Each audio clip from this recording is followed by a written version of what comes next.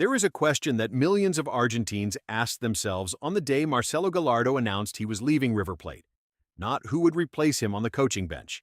That question was deeper, more personal. How would a man who has won almost every title in football live when there is nothing left to conquer? The surprise is that the answer is completely different from what one might imagine. And to understand Gallardo's life today, we must go back to the starting point of it all, an ordinary neighborhood where everything began. To understand the person Marcelo Gallardo is today, one must go back to where he started. Marcelo Daniel Gallardo was born on January 18, 1976, in Merlo, an area in the province of Buenos Aires. It was not a place of wealthy families or flashy streets. Merlo was a working-class neighborhood with small houses, where many parents had to work 2 shifts a day to make ends meet, and children often learned about life from the streets even before learning from books. In that environment, football was not just entertainment. It was almost a part of the neighborhood's identity. On the dusty roads, between old walls and cramped courtyards, kids played football from morning till night. There, it didn't matter if your family had a lot of money or not.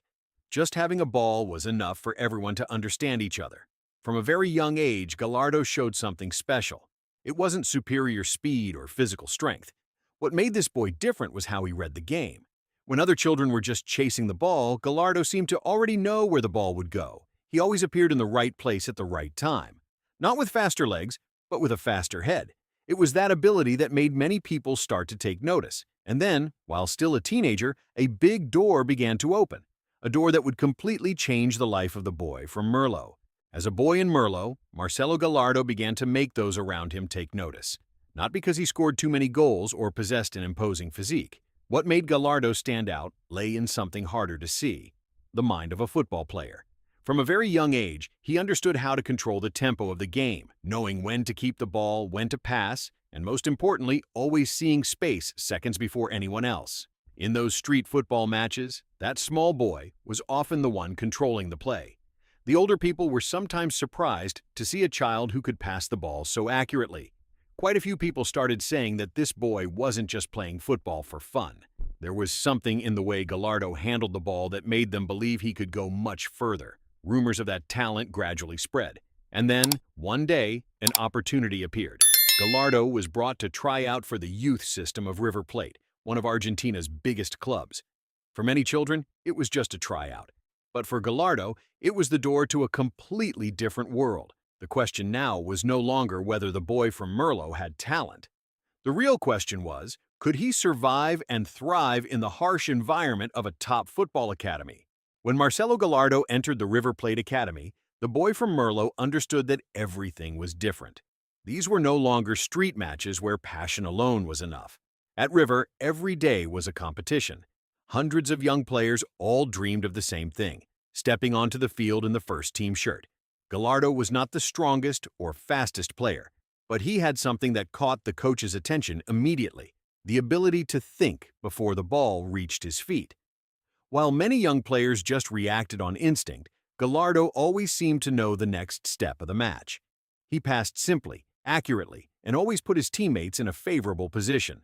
In 1993, when he was only 17 years old, Gallardo made his first team debut for River Plate. It was the moment that marked the transition from a young talent to a professional player. It didn't take long for him to become a vital part of the team's play. In his role as a playmaker, Gallardo helped River control the match with rare composure and tactical vision.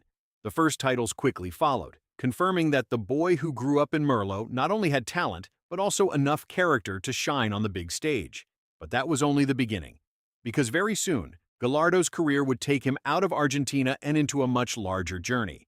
After establishing his name at River Plate, Marcelo Gallardo was no longer just a young talent of Argentine football. He began to step onto a larger stage, where every gaze was more critical and every mistake carried a higher price. That was when Gallardo's career entered a new chapter. He moved to Europe and played for Monaco, carrying great expectations. For many South American players, Europe is where dreams come true, but also where many lose themselves. Gallardo was different. He didn't conquer people with strength or speed, but with composure, technique, and a head that was always ahead of the rest of the game. In a faster, stronger, and more tactical football environment, he still maintained his identity. After Monaco, Gallardo went through other stages in his career. gaining more experience, more encounters, and more depth in his view of football. He didn't just mature as a player, but also gradually accumulated the things that would later help him become a special coach. By this time, people began to realize something clear. Gallardo was not just building a playing career, he was quietly preparing for an even greater role. After years of playing and gaining experience in different environments, Marcelo Gallardo returned to River Plate, but this time no longer as the talented midfielder of years past. He returned as a coach, bringing not only the reputation of a former great player, but also a deep understanding of this club's identity. It was a time full of pressure, because when returning to a place once tied to his glory, people didn't just expect stability, they expected magic. Gallardo understood very well what River Plate needed. He didn't come just to maintain order or keep the team on the right track. He came to reinvent the fighting spirit, restore faith, and bring River back to the position that fans always believed this club deserved. From the early days, Gallardo's mark appeared clearly in the way the team played, stronger, more disciplined, and full of personality. What was special was that Gallardo didn't just build a winning team. He built a collective with character, faith, and the knowledge of how to overcome pressure in the biggest matches.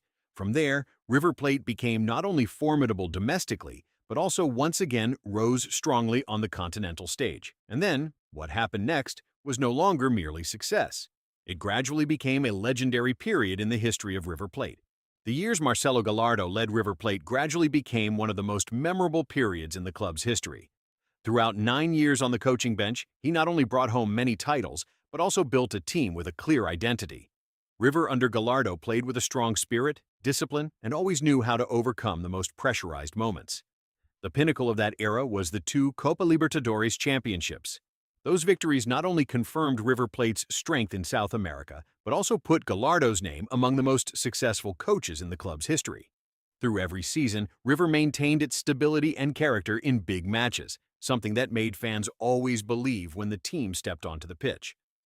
After nearly a decade, Gallardo was no longer merely a successful coach.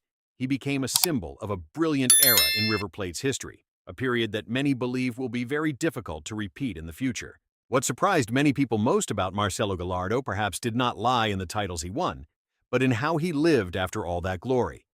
After nearly a decade at the top with River Plate, Gallardo did not turn himself into a loud media figure.